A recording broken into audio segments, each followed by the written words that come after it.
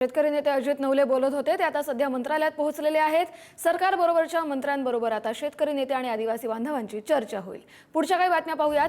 मुंबईमधल्या बोरिवली इथल्या संजय गांधी राष्ट्रीय उद्यान परिसरातील अतिक्रमणावरती वन विभागाकडून कारवाई केली जाते। उद्यानाच्या हद्दीत वास्तव्यास असलेल्या आदिवासी नागरिकांवरती ही कारवाई केली जाते। मात्र या कारवाईला आदिवासी बांधवांनी तीव्र विरोध केलाय। काल पोलीस आणि आदिवासी नागरिकांमध्ये झालेल्या दगडफेकीनंतर आज या परिसरात मोठ्या प्रमाणावरती पोलीस बंदोबस्त तैनात करण्यात आलाय। अतिक्रमण हटवण्याच्या कारवाई दरम्यान कायदा व सुव्यवस्था अबाधित राहावी यासाठी उद्यानाच्या प्रवेशद्वारासह संपूर्ण परिसरात पोलीस तैनात आहेत। तसंच पर्यटकांच्या सुरक्षिततेच्या दृष्टीने आज संपूर्ण दिवस संजय गांधी राष्ट्रीय उद्यान हे पर्यटकांसाठी बंद ठेवलं गेलंय। बोरिवलीमध्ये काही घटकांना घरं दिलेत, तरी सुद्धा काही घटकांनी कायम तिथं राहिलेले आहेत आणि त्या सर्व बाबीमध्ये आता निर्णय घेण्यासाठी ते बैठकीला चाललेलो आहे। त्याच्यात सकारात्मक निर्णय घेतला जाईल आणि शांतता प्रस्थापित केली जाईल। लोगों को पीटा गया है, नाईक साहब वगैरे झालेली आहे, मला काही माहिती नाही। मी आमच्या वरिष्ठ अधिकाऱ्याकडून माहिती घेऊन नंतर आपल्याशी परत बोलेन। तर याच संदर्भात बिरसा मुंडा आदिवासी श्रमिक संघटनेचे अध्यक्ष देवेंद्र ठाकूर आपल्याबरोबर जोडले गेलेले आहेत। ते थेट नॅशनल पार्कमध्ये आहेत, त्यांच्याशी आपण बातचीत करूया।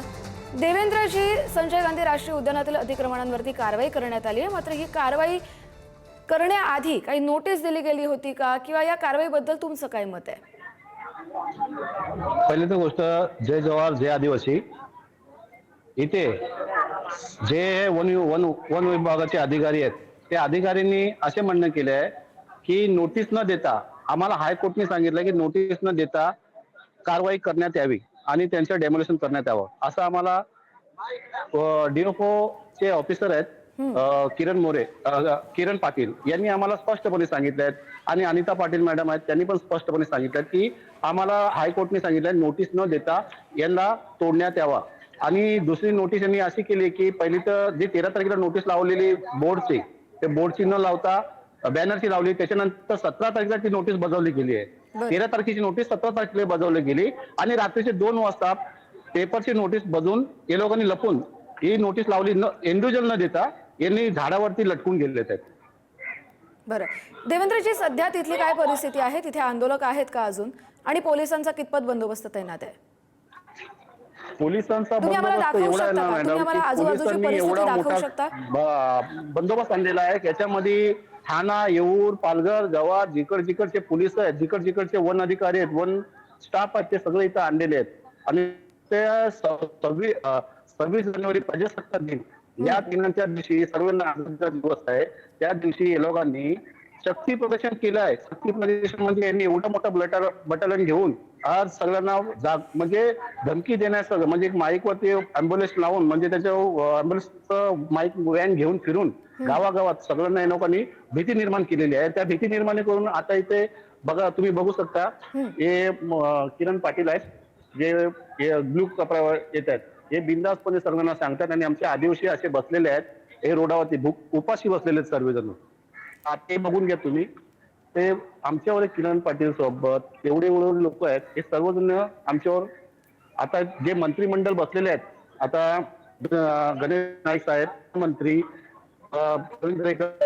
आमचे स्थानिक आमदार प्रकाश सुर्वे आणि राजेंद्र गावी साहेब जो आपले आदिवासी मंत्री होते, ते सोबत आहेत आणि नेते याचा चर्चा होत आहेत, ते मंत्रिमंडळामध्ये भेटायला त्यांचं होणार आहे। पण आम्ही त्यांना निवेदन करतो की हात जोडून की मुख्यमंत्री साहेब देवेंद्र फडणवीस, तुम्ही आमचे पहिले आदिवासी कुठून आलेले नाही, हे आमचे आदिवासी, आमचं गाव आहे, हे आमची जागा आहे आणि तुम्ही संजय गांधी राष्ट्रीय उद्यान होता, त्यांच्या आजवरपासून आमच्या पिढ्यानपिढ्या आहेत।